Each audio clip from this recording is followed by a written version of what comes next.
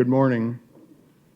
President Kelly, Speaker Arch, members of the 109th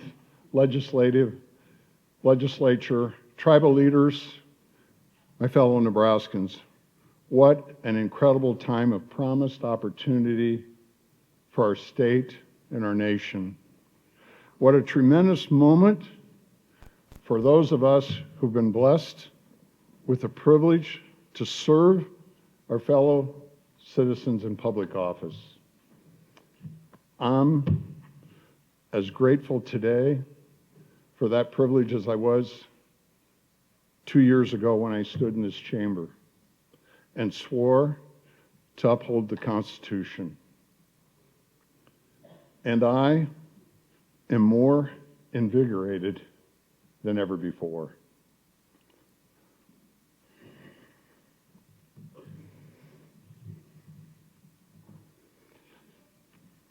I recently had a real reminder of the preciousness of each moment.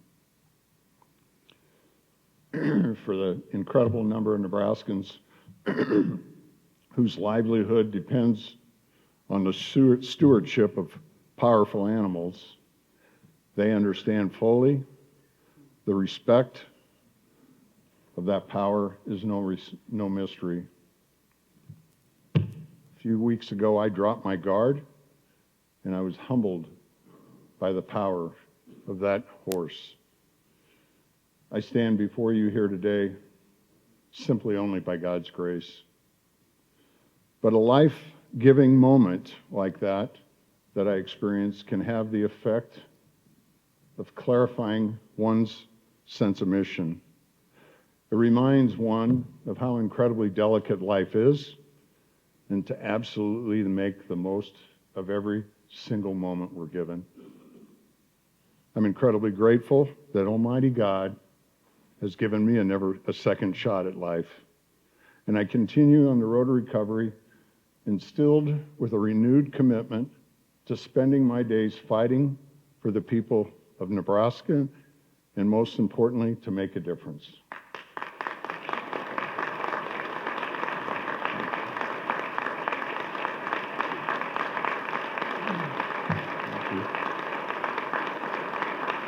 Thank you.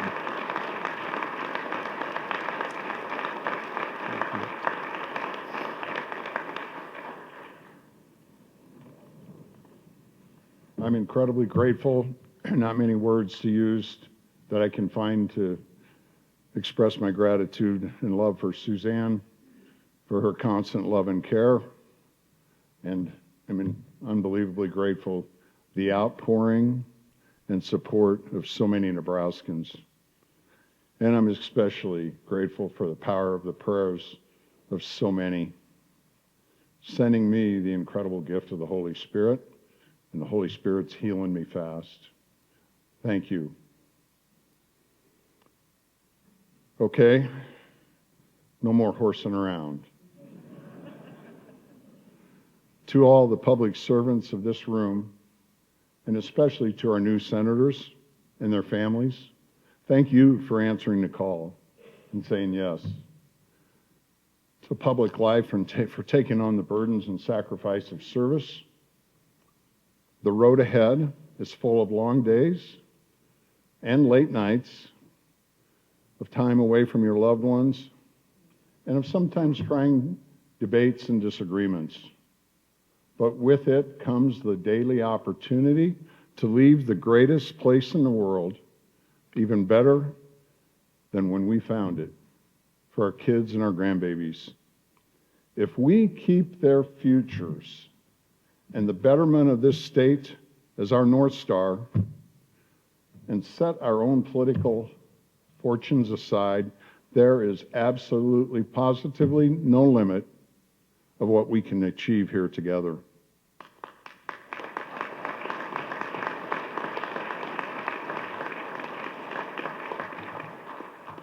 I am incredibly excited to partner with both the veterans and the new arrivals of this legislature. And I assure you, every single moment that you serve is worth it. I'm pleased to report that the state of our state is extraordinarily strong. Our unemployment rate is among the lowest in America. Our state's population is growing faster than it has in decades, and our population now has just topped 2 million people. It equals the 2 million mama cows we have in the Sandhills. The engines of our economy are powering that growth, from our agricultural background to our powerhouse financial services and the manufacturing sectors. Our state government is smaller, more efficient, and more productive. And at long last, the tax burden on our citizens to pay for that government is less than it was 2 years ago. Our natural resources are plentiful. Our people are the greatest character and the hardest working of anywhere on earth, right here in Nebraska.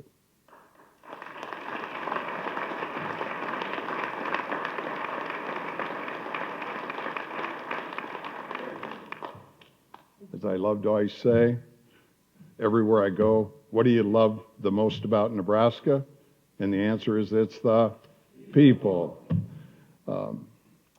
And it soon will be morning again in America with the return of a presidency and Congress committed to making this nation prosperous, secure, strong, and healthy again.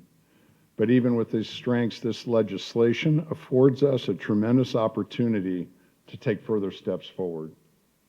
Simply put, the work of making Nebraska a low-tax state is far from over.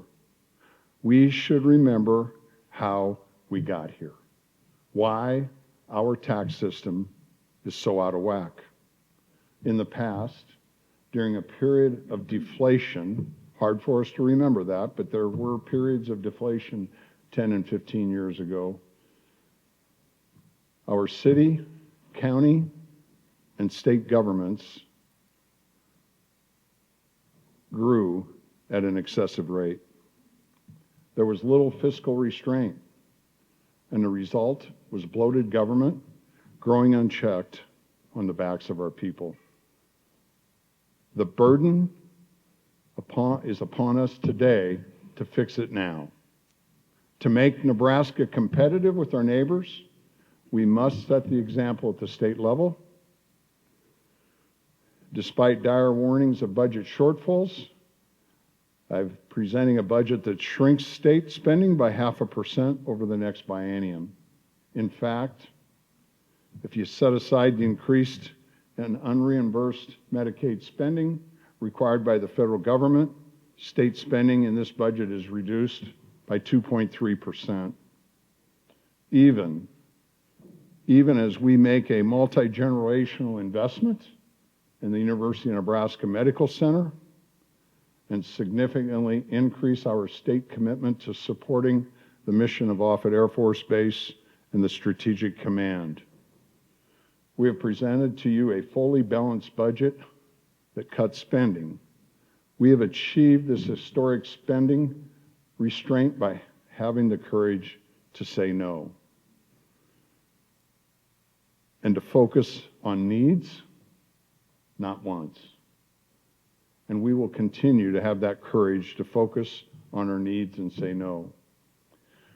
The reality is not all are happy when we work to fix the tax system. But as my dad used to say and tell us on the farm, what on earth does happy have to do with it? We have work to do. Our job as public servants is not to make everyone happy, much less any one industry or special interest group. Our job is to focus on schools, on public safety, on our roads and infrastructure, and the critical services that Nebraskans need. That's what we need to do for Nebraska and Nebraskans and nothing else. This year, we will prioritize improvements to Nebraska's school funding system.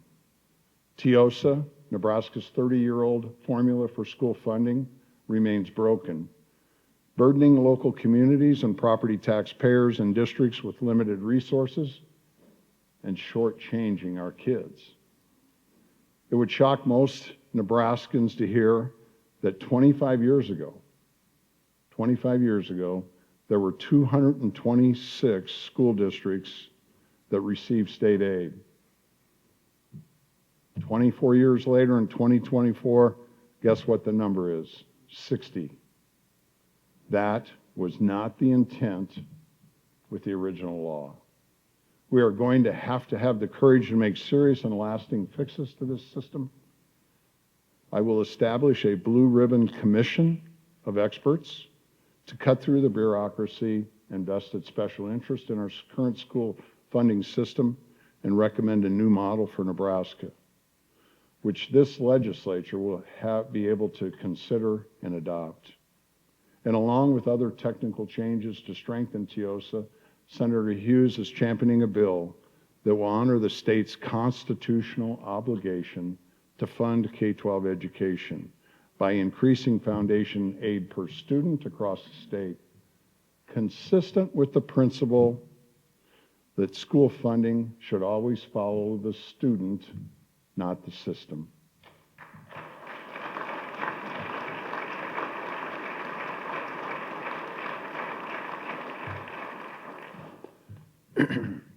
Although we always wouldn't know by reading papers, last year did result in real wins for Nebraskans, struggling with our spiraling property tax crisis. After years in which only some Nebraskan owners took advantage of the property tax credits, now every single homeowner has received this relief. For the first time in a generation, Nebraskans opened their property tax statement last month to find the amount they owed was lower than the year before.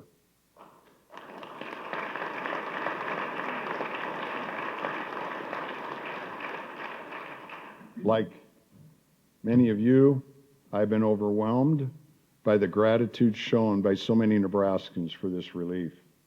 For the first time ever, the amount of property taxes local governments can collect is capped, with common sense flexibility to allow for public safety, police, and firefighters. But the work's not done, it's just beginning, and we must do more this year. There are leaders in this body, like Senator Clements, who continue to fight to eliminate Nebraska's death tax. By making common sense adjustments to our tax code and making it more competitive with other states, we will invest $200 million more dollars into Nebraska's property tax credit fund. From Harrison to Omaha, Nebraskans of all stripes have recognized how out of whack our property taxes are, and they've become what a burden they put on families, communities, and our ability to grow. They expect us to continue to work to solve it, and I know we will. To shrink government, we must eliminate its obsolete parts. And as I love to say, there's a lot of closets that we need to clean out.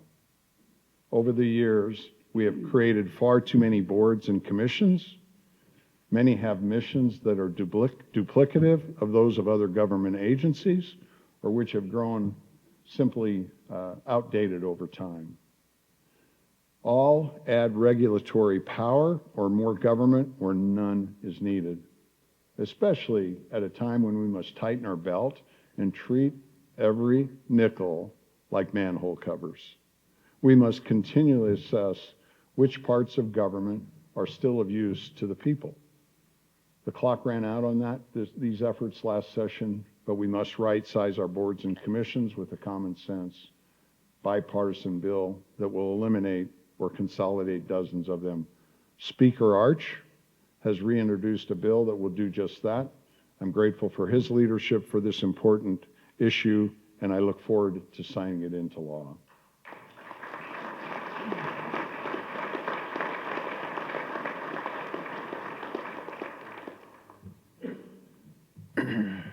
We have an opportunity to consolidate and streamline two of our major code agencies.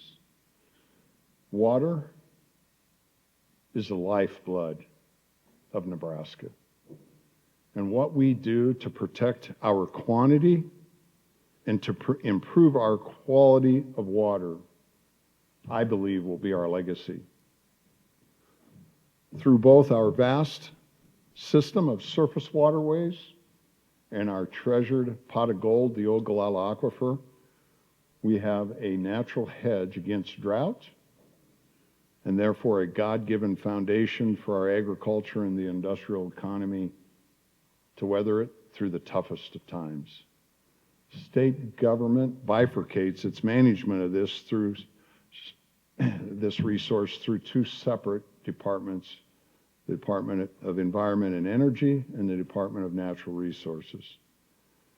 By doing so, we needlessly divide our focus on water quality and quantity, and given the interrelatedness of these two things, this just simply doesn't make any sense. Further, it places us, Nebraska, out of step with our neighbors and uncompetitive with the majority of our fellow states. For our most treasured resource, water, to remain the envy of North America, our Ogallala Aquifer is the most sustainable and largest underground aquifer in the Western Hemisphere. To remain the envy of the Western Hemisphere for the next 7 generations, a new model of stewardship is needed. I'm grateful to Senator Brandt for carrying an important measure that will combine the Department of Energy Environment and the Department of Natural Resource and establish a new combined Department of Water, Energy, and Environment. It will save cost, it will eliminate duplicative overhead, and it will streamline the mission of stewarding and protecting our natural resources and environment, and enhance collaboration between our people as well. We have begun to work on consolidating of all the important work of these two agencies under unified leadership, and I look forward to working with you to carry that work to its completion. Now, more than ever, it's vital that our state speaks with a unified voice on the national stage. For 3 decades, under current allocation of electoral college votes by congressional district, we have divided our voice and diminished our impact in presidential elections. Not one of our fellow states, except for one, has followed down this path. Now is the time to fix it. And I thank Senator Lippincott for his leadership and giving it the priority it deserves. With no presidential election around the corner, there's no better time than now to dispassionately deliver on the will of the majority of the people of this state, to honor our constitutional founding and unify our voice in our most important exercise of democracy. I call on this body to end this 30-year experiment and pass winner-take-all this legislative session.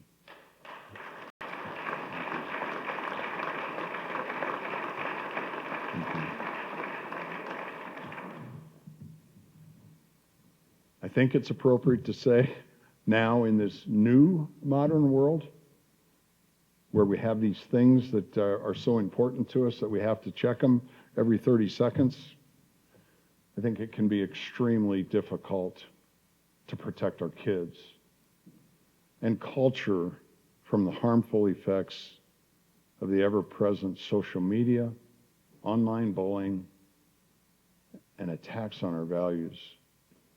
Every parent knows firsthand the worry of what their kids are being exposed to online and on screens. I believe here in Nebraska, we need to level the playing field between parents and the big tech giants.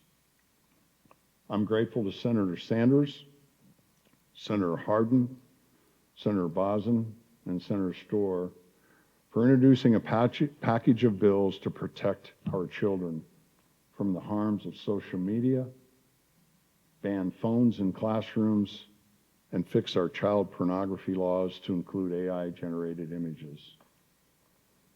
Think about this. We protect our kids from tobacco. We protect our kids from alcohol. We protect our kids from tattoos until certain ages. And we even restrict the age of when kids can work. Do you think we should take that one up too? There's no reason why we should not protect their mental health from the damage caused by social media too. We must protect our kids, and especially our daughters and granddaughters, in other ways. In a world where common sense has become uncommon, it remains our North Star here in Nebraska. It's hard to understand. A small minority of people believe it's acceptable to allow biological boys to share bathrooms, locker rooms, playing fields with girls. This is unfair, unconscionable, and a recipe for predatory behavior. Senator Kauth has brought back a new and improved Stand With Women Act, which will make sure that women's spaces are protected for women. I don't want my granddaughters that are sitting up there in the first row, for that matter, sharing a locker room with boys. And I don't want them competing against boys. And I know the overwhelming majority of Nebraskans agree. Pass the Stand for Women Act to my desk so we can protect common sense and young girls here in Nebraska.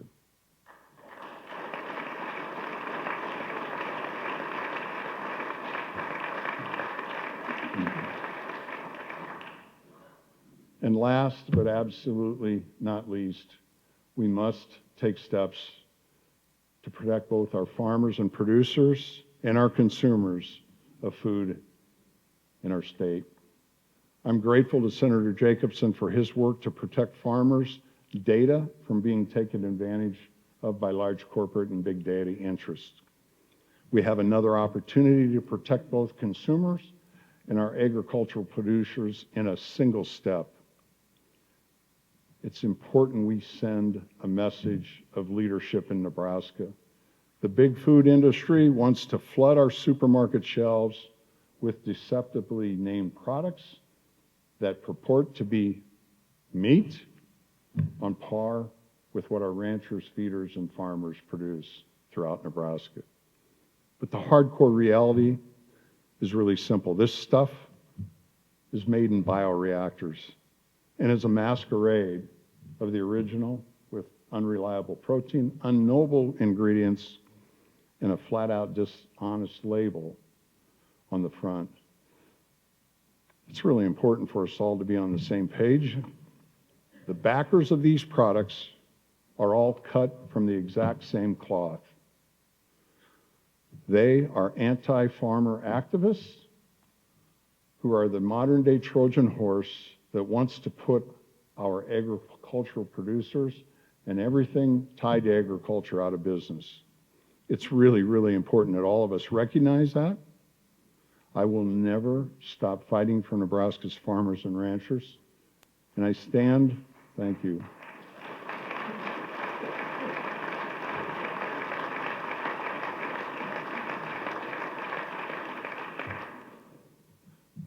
The lifeblood of our state, we need to be on offense. And I stand with Senator DeKay, who has introduced a strong bill to beef up our consumer protections and false labeling laws, to eliminate these dishonest practices from Nebraska's grocery shelves. Last year, Nebraskans, what we experienced was unbelievable. Countless examples of public service in its purest form. In 2024 was a year where we felt the wrath of Mother Nature time and time and time again.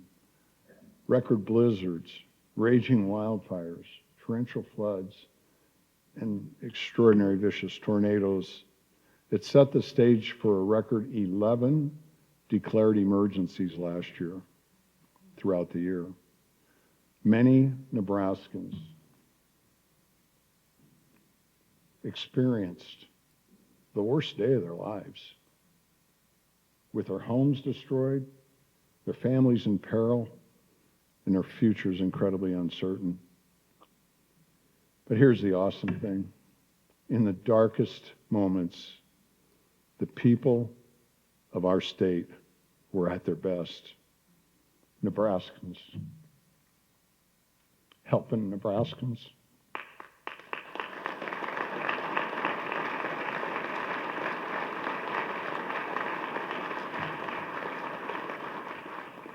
And the strength and incredible grit and determination of our people shone through the brightest. One of the incredible privileges is getting to serve as your governor is to get to know firsthand the men and women who have answered the call to be the first to respond when the crisis strikes. I met an extraordinary peer public servant who talked about going into homes totally destroyed, expecting to find victims of the tornado, and what that emotionally did to him and his team. With us today is Chris Potter, Chief of the Kennard Volunteer Fire Department from Washington County, whose fire and EMS responders were there for the community moments after the deadly tornado tore through it. Please join me in welcoming Chris as a representative of all of our first responders across our state. Chris.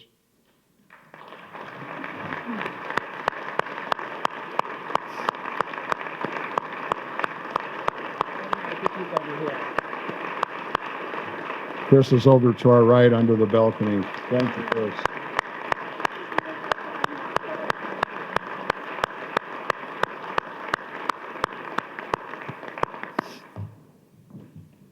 Chris, the moment that I met you and you told me about what you and your team went through, you just touched my heart deeply.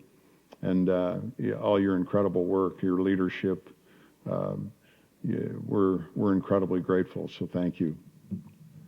Also with us today is the entire Nebraska Emergency Management Agency team, better known as NEMA. These dedicated people are the hub of the wheel of our state's emergency response system. I know I have taken what they do totally for granted. When the call comes in the middle of the night, they're the ones that start making it happen.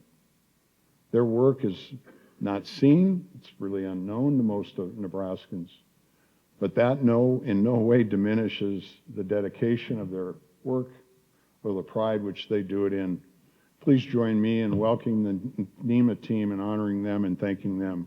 Our NEMA team, please stand up. Yeah, please.